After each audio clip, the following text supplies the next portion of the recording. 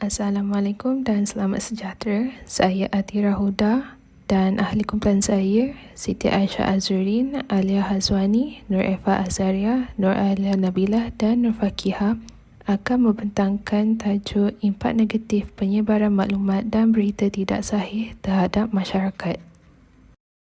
Antara isi kandungan yang akan kami bentangkan adalah mengenai pengenalan, definisi, kepentingan teori komunikasi terhadap masyarakat, faktor penyebaran maklumat dan berita palsu, akibat penyebaran maklumat dan berita palsu terhadap masyarakat, kaedah mengenal pasti kesahihan maklumat, cadangan penyelesaian dan langkah mengatasi, kesimpulan dan juga rujukan yang kami dapat daripada isi tersebut.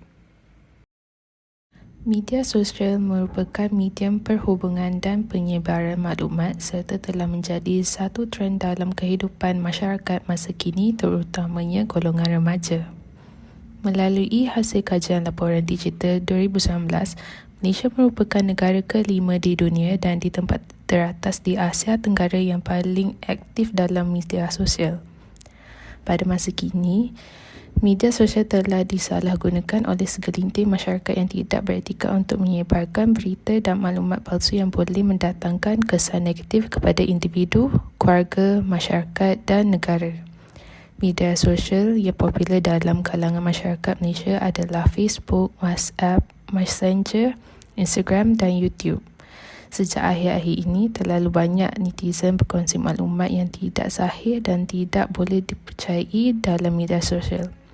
Hal ini membawa impak negatif terhadap minda masyarakat dan negara. Pada masa sekarang, maklumat dan berita palsu seringkali mengandungi unsur-unsur penipuan, mengapi-apikan sentimen perkauman dan memfitnah seseorang untuk menjatuhkan maruah, reputasi dan sebagainya. Sesungguhnya, penyebaran maklumat dan berita melalui media sosial mampu sampai ke pengetahuan orang ramai dalam sekelip mata tanpa mengenal sepadan serta kesahihan. Maklumat-maklumat salah dan palsu yang disebarkan ini biasanya akan memanipulasi dan mengelirukan rakyat. Maklumat salah dan palsu yang disebarkan boleh menyebabkan masyarakat berasa gelisah, khawatir, tidak puas hati, marah dan akhirnya akan menyalahkan kumpulan tertentu berdasarkan andaian. Oleh sebab itu, masyarakat di negara ini tidak harus menggunakan kemudahan teknologi dan internet untuk melayari sebarang laman sesawang negatif yang boleh mendatangkan kesan tidak baik pada diri, bangsa dan negara. Seterusnya adalah definisi bagi perkataan berita palsu dan media sosial. Berita palsu merupakan sejenis kewartawanan kuning atau propaganda yang terdiri daripada penyebaran maklumat salah atau olok-olok secara sengaja melalui media akhbar tradisional, media penyiaran maupun media sosial dalam talian. Dan media sosial pula adalah sejenis media yang digunakan terus secara bertalian dengan membolehkan para pengguna dengan mudah untuk menyertai, berkongsi dan mencipta isi kandungan tersendiri. Kepentingan teori komunikasi terhadap masyarakat. Yang pertama, komunikasi menerapkan nilai-nilai murni dalam masyarakat. Komunikasi adalah penting dalam proses menghasilkan, membentuk dan menggerakkan hubungan, serta dalam pencapaian matlamat. Ia juga penting dalam setiap aspek kehidupan sosial. Yang kedua, komunikasi membantu untuk menjelaskan sesuatu imej. Penyampaian maklumat yang lebih terperinci akan memudahkan penerimaan dan pemahaman, dan ini dapat membantu menyelesaikan atau mengurungkan masalah. Kesan positif termasuk tamadun budaya dan nilai murni yang membawa kepada masyarakat di mana orang mencapai persetujuan dalam pertikaian atau menyelesaikan keraguan atau masalah. Ini dibantu dengan adanya komunikasi yang betul dan tepat. Yang ketiga, komunikasi membantu meningkatkan pengetahuan masyarakat. Dalam kehidupan sosial, komunikasi adalah cara penting untuk meningkatkan pengetahuan individu dan kumpulan orang yang tinggal dalam komuniti sekeliling mereka. Melalui komunikasi, orang ramai dapat mengetahui peristiwa atau berita yang telah dan akan berlaku, yang dapat memudahkan mereka berkongsi ilmu dan maklumat. Yang keempat, komunikasi memastikan komuniti menerima maklumat terperinci tepat pada masanya. Komunikasi adalah penting dalam komuniti kerana ia membantu menyampaikan maklumat kepada orang ramai dengan cara yang boleh memberi kesan positif. Teori komunikasi ialah pernyataan yang mengandungi konsep yang membantu menerangkan cara orang berkomunikasi, menerangkan perkara yang orang berkomunikasi dan menilai kesan komunikasi. Terdapat 3 faktor penyebaran maklumat dan berita palsu. Yang pertama, untuk membahayakan reputasi individu atau perniagaan. Yang kedua, untuk menarik trafik internet bagi tujuan pendapatan daripada pengiklanan. Yang ketiga, bagi mengaburi mata ramai untuk mengaitkan pihak tertentu demi kepentingan kewangan atau politik sendiri. Seterusnya adalah berkaitan dengan akibat penyebaran maklumat dan berita tidak sahih dalam kalangan masyarakat. Yang pertama, penyakit mental yang mengakibatkan seseorang itu bertindak untuk membunuh diri. Kedua, menyumbang kepada tekanan sosial, rasa rendah keyakinan diri dan kemurungan.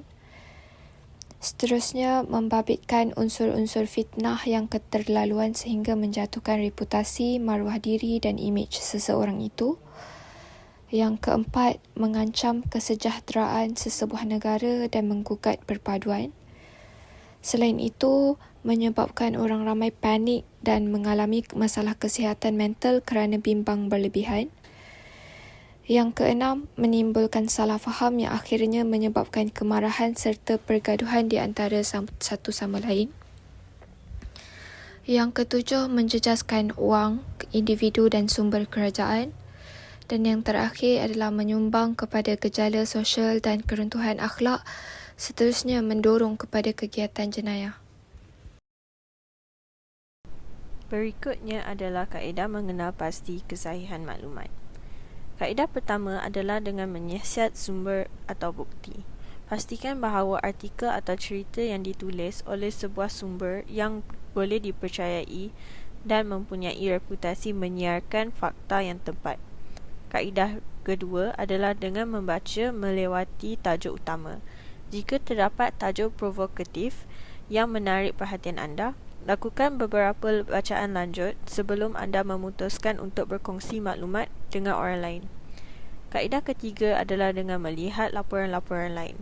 Jika sumber berita lain melaporkan cerita secara berbeza daripada anda, kemungkinan besar cerita itu palsu. Kaedah terakhir adalah dengan menggunakan peranan portal sebenarnya.my dalam usaha kekang berita palsu. Sebenarnya.my bertindak sebagai medium penting kepada pengguna melakukan semakan fakta yang boleh dipercayai untuk menapis maklumat-maklumat yang belum ditentu sahkan. Seterusnya adalah tentang cadangan penyelesaian penyebaran maklumat dan berita tidak sahih terhadap masyarakat. Terdapat 3 cadangan untuk menyelesaikan masalah tersebut, iaitu pembaca perlu meneliti terlebih dahulu apabila menerima sesuatu berita. Seterusnya, jangan berkongsi sebarang berita sekiranya kebenarannya tidak pasti. Yang terakhir, pembaca perlu berfikir dahulu sebelum bertindak. Setiap orang akan bertanggungjawab atas berita yang dikongsikan. Seterusnya tentang langkah mengatasi penyebaran maklumat dan berita tidak sahih terhadap masyarakat. Terdapat 5 langkah untuk mengatasi masalah ini.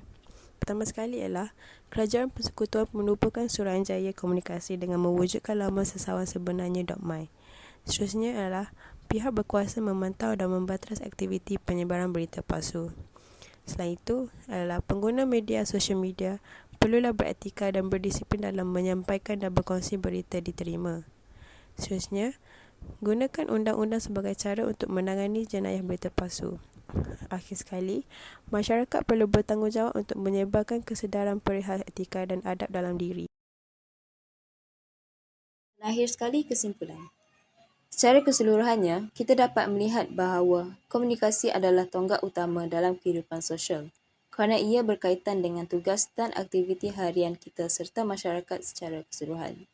Ini bermakna kita boleh menghantar dan menerima mesej kepada orang lain dan menggunakan teknologi media baharu untuk berbuat demikian.